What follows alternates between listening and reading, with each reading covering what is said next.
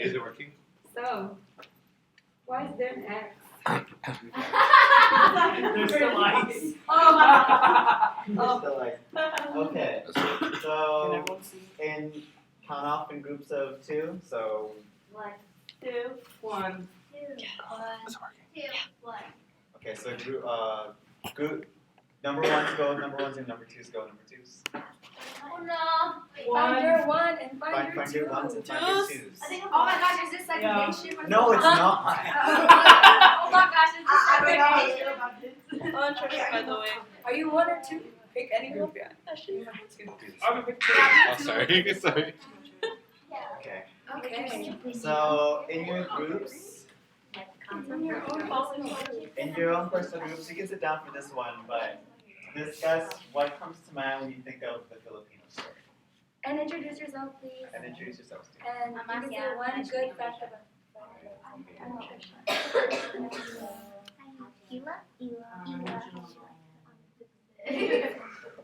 Discuss this question. Oh, sorry. Imperialism.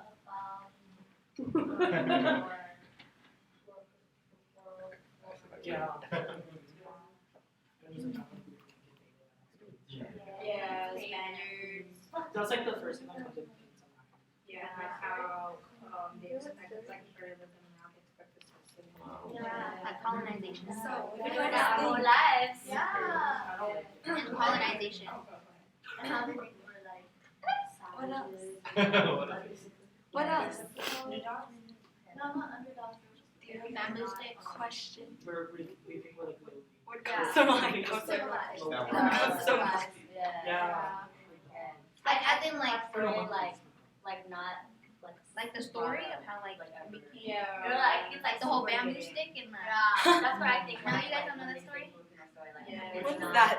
Like how the Philippines started, like I didn't even know. 2 people came out of like bamboo sticks. Oh. Yeah, same. I learned with y'all. Yeah. I've heard of the one with the It's important Or that like they come out of trees, people come out of trees, like they're Take different. dirt from the ground And I feel like and made man. like our not our ancestors, but like our That was one of the our that's one of the family, I guess that live here in America. I feel like they're Your scared story of just because they want to like assimilate The moon? and they don't want to. ambitions. Oh, I heard that. We should do that. like a myth workshop. Everybody come to the workshop with a myth and then story Let's time. share. Share myths. Oh. Just make up stories. What There was else? one time when I was in the Philippines. This one time, white lady. I'm scared. Okay. Aren't they live streaming right now? Yeah. Oh, why? Why? Because right now we're heavily. We will ask a group to share. Kaliatsan, I like that. what are some interesting things you heard in your guys' group discussions? Imperialism. Imperialism, okay. Colonization. Colonization, assimilating. Yeah. So what I'm getting at from this is it's just a lot of ideas that get forced upon. Ooh. Is That's that- it. is that- Now, segue into our next part. a lesson. Oh. Gender identity. We're gonna watch a short video, just the first half, because if we want to understand the X, we need to understand the context of it, and it stems from a lot of ideas about gender identity and what it means to be a person. So we're gonna play it.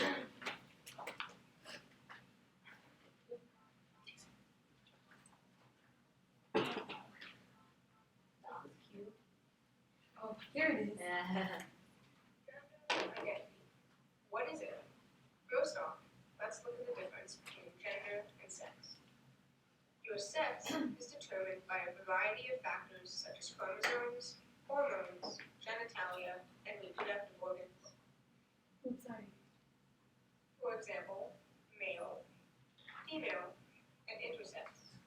Gender is a person's sense of being male or female, both or neither. Your gender identity is your primary private understanding and experience of your gender, which may or may not align with the sex you were assigned at birth.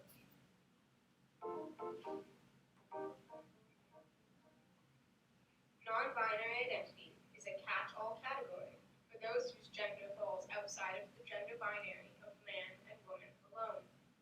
It is important to realize that gender exists on a spectrum and is in reality a continuum of identities. There is not only male and female identity, and the masculine and feminine are not always disconnected from each other. Many people find that they fall in more than one place along the gender spectrum, that they don't identify as wholly masculine or wholly feminine, or they don't identify with any part of it at all, as agender people do. Other identities include, but are not limited to, androgynous, gender fluid, and agender. While recognizing that one definition may not apply to all people or their unique experiences, to be androgynous means to exist in the middle of the gender spectrum, identifying as neither man or woman, but existing instead somewhere in between the two. Gender fluidity refers to a gender identity that changes over time. This means that on one day a person may identify as male, on another female, somewhere in between the two, or neither. Their gender moves across the spectrum. Agender individuals are without gender. They may feel genderless, or may be neutral in how they identify. Because gender is a continuum, there are many ways people can identify, and we don't even come close to defining half of them here.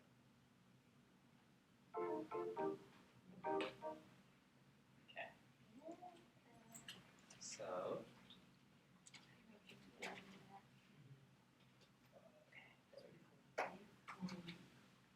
there's a diversity behind Filipinos that we need to embrace.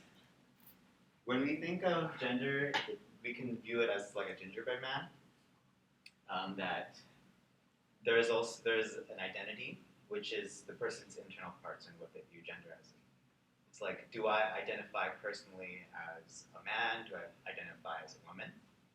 And then that's separate from expression and how you express your identity towards other people. Do you express it as a female? Do you express it as a male? Or do you express it between somewhere in between? And does that make sense? Okay. Because the video kind of explains it well. And that leads into this part. There needs to be a diversity Filipinos need to embrace. When we think of diversity, we like to think about, no, just kidding.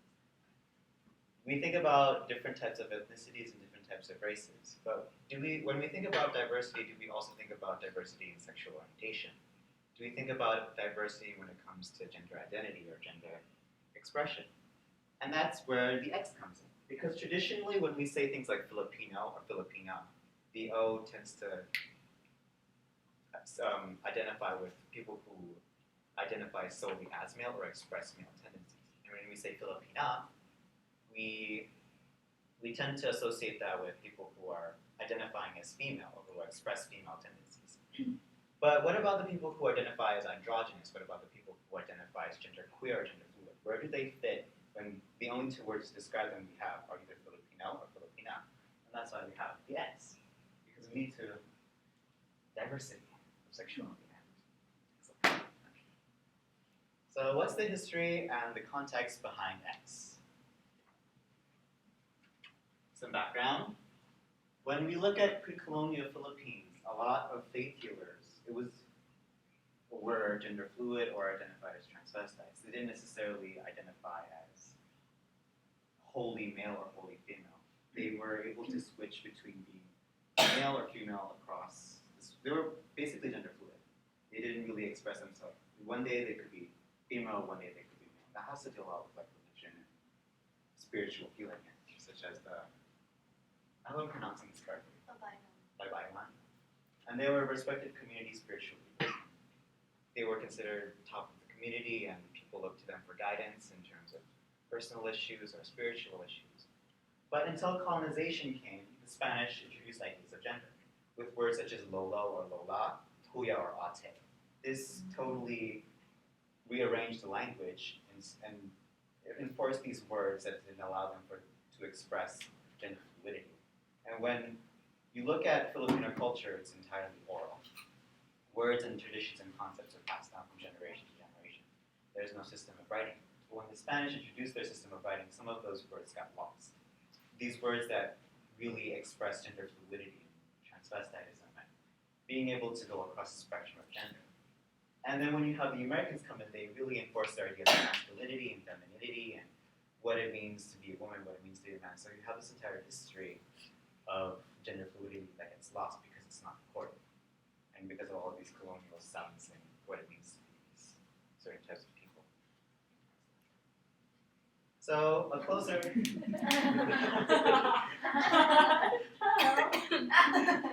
just a visual there.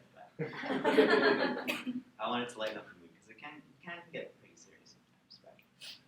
But let's take a closer look at the word background. It was one of these words that dealt with gender fluidity and being able to cross the spectrum between male and female. But when the Spanish colonial powers came in, they kind of reduced the word to mean something that's gay. And it discredits this entire history that the Filipino culture before colonialism was full of faith healers, and these faith healers who were gender fluid had all of these powers and they were well respected.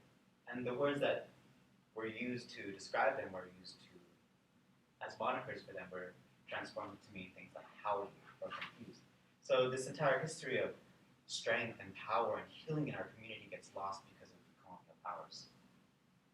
And their concepts hinder these ideas of gender fluidity, so this idea of being able to cross the spectrum gets lost. And let's take a look at the term Filipino as it is. Although it's great that we're changing the F to P, we have to keep in mind that although this means we're reclaiming the term and enforcing our ideas, enforcing our own culture onto it with respect to Babayan, we have to go even further and take out the O and the A because it discredits non-binary people and their experiences.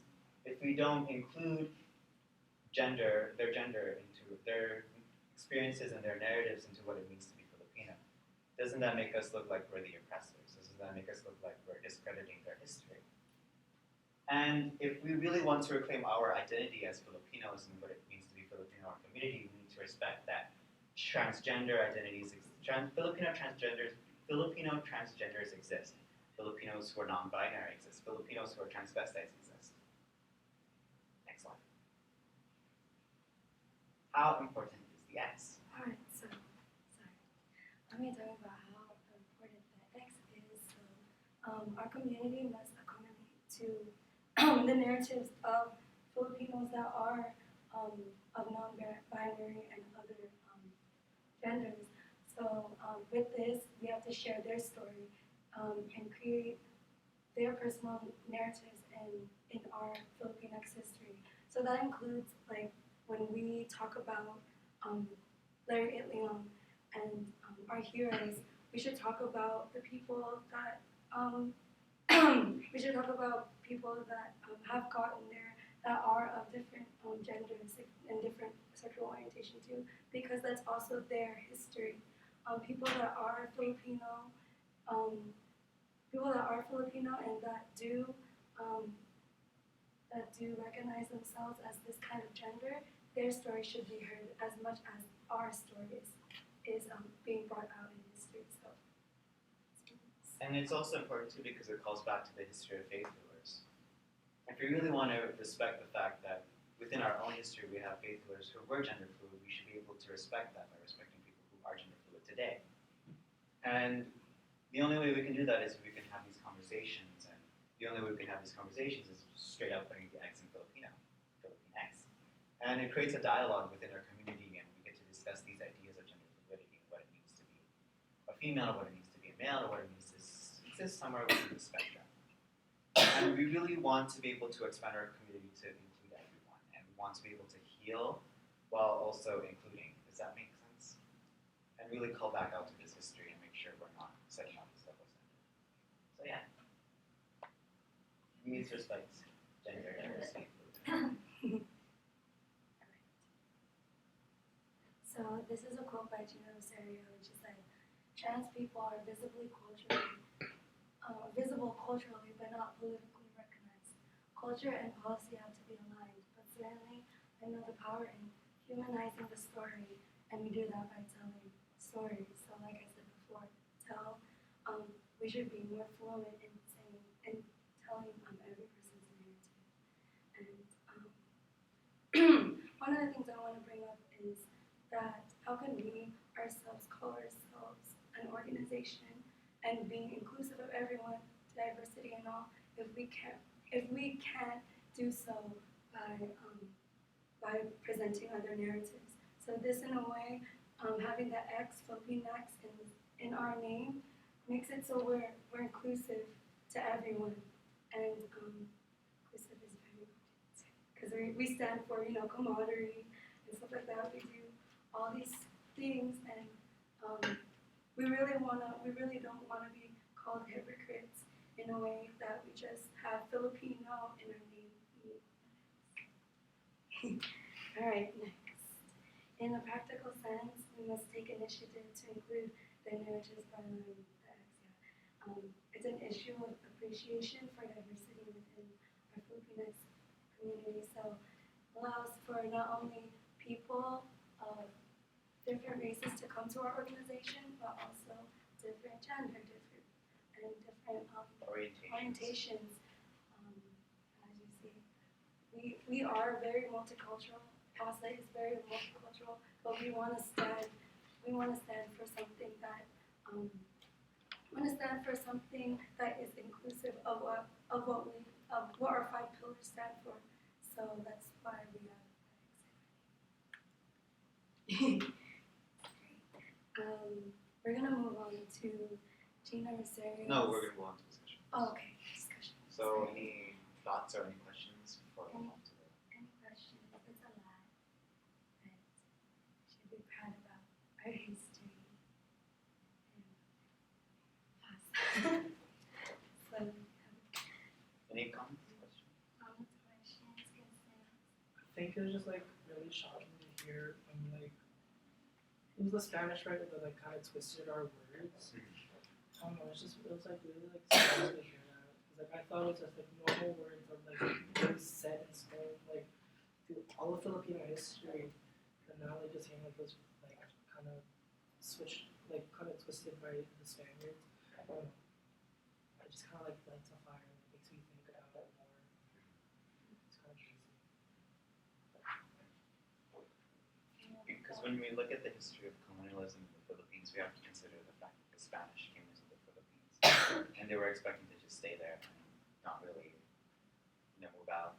And so then it's this rough coexistence between pre-colonial Filipinos and colonial Spanish, and where oral cultures get lost because ideas and concepts are not being written down, versus these colonial powers who do have their language and who do have their texts and who do have their ideas, and they force it upon these people, these poor Filipinos who were so proud of their gender fluidity and so proud of their traditions and their cultures that get lost because of lack of writing, which is kind of unfortunate. And there is a power behind language, and we did discuss it back when we looked at Baka, because when we use that word, it tends to be derogatory, or when people use the word, it tends to be derogatory. But there's this rich history of the word that really calls back that these people were literally faith healers. These people healed problems in the community and were well respected. And it's pretty sad that it gets thrown down to being a derogatory.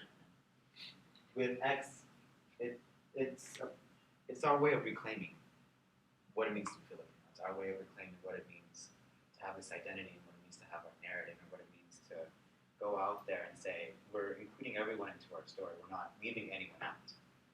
And on a final note, this is pretty short, but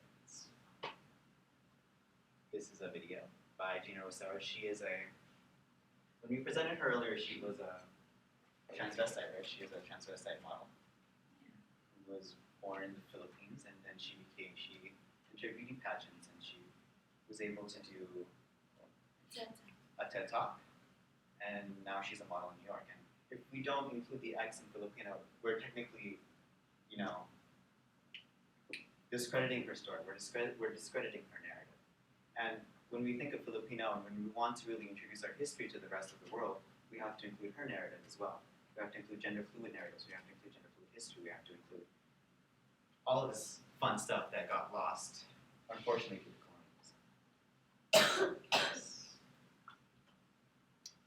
of people, when they first saw her speak, a lot of people didn't know that she was transvestite. So, yeah, really nice.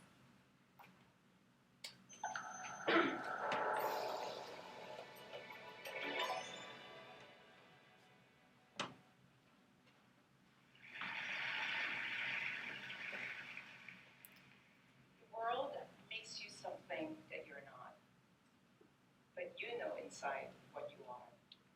And that question burns in your heart. How will you become that? I may be someone unique in this, but I am not alone. Not alone at all. So when I became a fashion model, I felt that I finally achieved the dream that I've always wanted since I was a young child. My outside self finally matched my inner truth, my inner self. For complicated reasons, which I'll get to later. When I look at this picture, at that time I felt like, Gina, you've done it. You've made it. You have arrived. But this past October, I realized that I'm only just beginning. All of us are put in boxes by our family, by our religion, by our society, our moment in history, even our own bodies.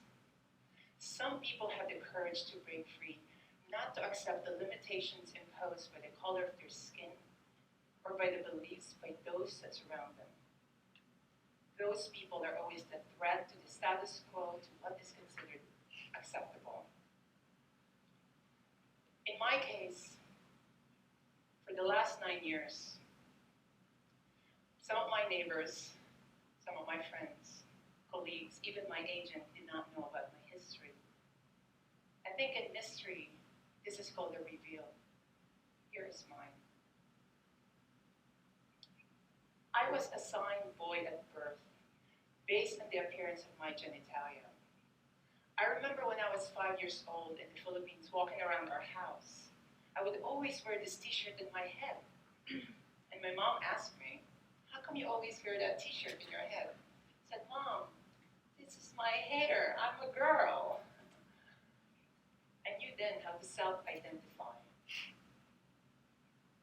Gender has always been considered a fact, immutable.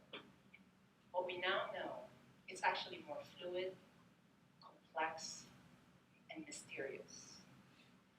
Because of my success, I never had the courage to share my story. Not because I thought what I am is wrong, but because how the world treats those of us who wish to break free. Every day, I am so grateful because I am a woman. I have a mom and dad and family who accepted me for who I am. Many are not so fortunate. There's a long tradition in Asian culture that celebrates the fluid mystery of gender. There's a Buddhist goddess of compassion. There is a Hindu goddess, Hitra goddess. So when I was 8 years old, I was at a fiesta in the Philippines celebrating these mysteries. I was in front of this stage, and I remember out comes this beautiful woman right in front of me, and I remember that moment, something hit me. That is the kind of woman I would like to be. So when I was 15 years old, still dressing as a boy, I met this woman named TL. She is a transgender beauty pageant manager. That night she asked me, how come you are not joining the beauty pageant? She convinced me that if I joined, that she will take care of the registration fee and the garments. And that night, I won Best in Swimsuit and Best in Long Gown and placed second runner-up amongst 40 plus candidates. That moment changed my life. All of a sudden, I was introduced to the world of beauty pageant. Not a lot of people could say that your first job is a pageant queen for transgender women, but I'll take it. So from 15 to 17 years old, I joined the most prestigious pageant, to the pageant where it's at the back of the truck, literally, and or sometimes it would be a pavement next to a rice field. And when it rains, which it rains a lot in the Philippines, the organizers would have to move it inside someone's house.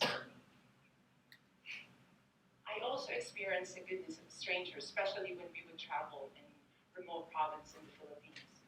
But most importantly, I met some of my best friends in that community.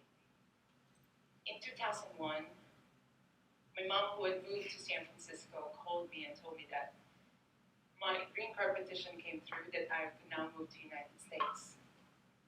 I resisted it. I told my mom, Mom, I'm having fun. Here with my friends, I love traveling, being a beauty pageant queen. But then 2 weeks later, she called me, she said, did you know that if you moved to the United States, you could change your name and gender marker? That was all I needed to hear. My mom also told me to put 2 E's in the spelling of my name. She also came with me when I had my surgery in Thailand at 19 years old. It's interesting, in some of the most rural cities in Thailand, they perform some of the most prestigious, safe, and sophisticated surgery. At that time in the United States, you needed to have a surgery before you could change your name and gender marker. So in 2001, I moved to San Francisco. And I remember looking up my California driver's license with the name Gina and gender marker F. That was a powerful moment. I mean, for some people, their ID is their license to drive or even to get a drink. But for me, that was my license to live, to feel dignified. I mean, all of a sudden, my fears were minimized. I felt that I could conquer my dream and move to New York and be a model. Many are not so fortunate. I think of this woman named Island Nettles. She's from New York. She's a young woman who courageously living her truth, but hatred ended her life. For most of my community, this is the reality in which we live. Our suicide rate is 9 times higher than that of the general population. Every November 20th, we have a global vigil for Transgender Day of Remembrance. I mean, I'm here at this stage because it's a long history of people who fought and stood up for injustice. This is Marsha P. Johnson and Sylvia Rivera. Today, this very moment is my real coming out. I could no longer live my truth for and by myself. I'm going to do my best to help others live their truth without shame and terror.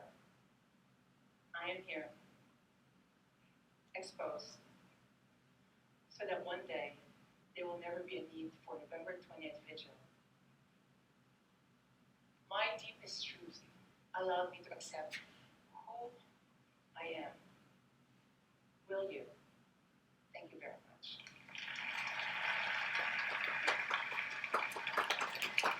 Thank you.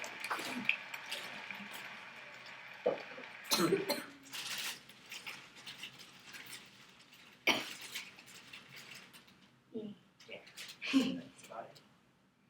Yes. Any thoughts about the TED Talk? It's pretty inspiring. It's great.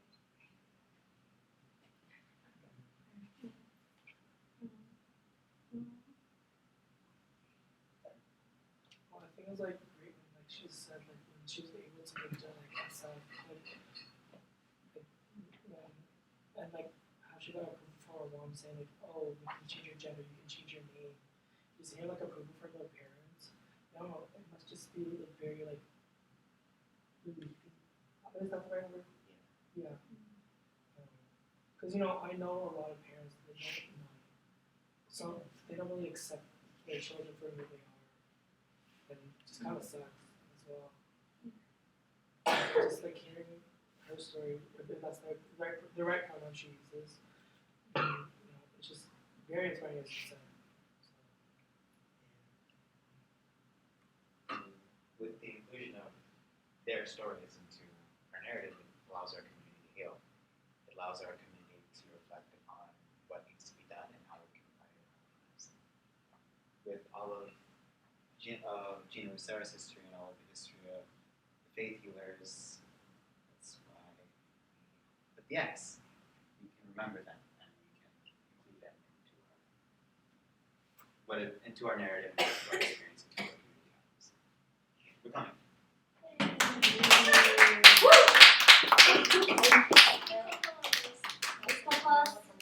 Stay woke. Picture? You learned to Yay. Oh, I get it, Coco. Damn. Did you finally get it?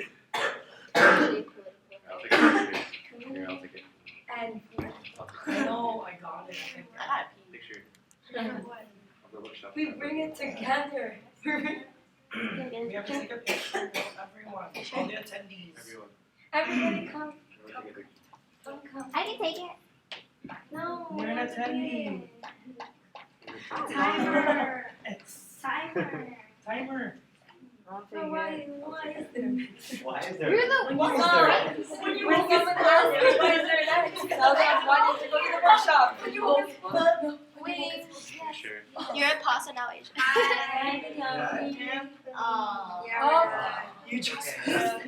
now you have to present. It's okay. It was great. No one wanted to be in it. Trap, horse, trap. Right? That's my actual face. How many people do we have? 1, 2, 3. How do you know how many people are there? 11. 3. 3. Hi. To those How 3 many people who are watching, thank you. Thank Yeah, you so thank much. you, Thank guys. Thank you so much.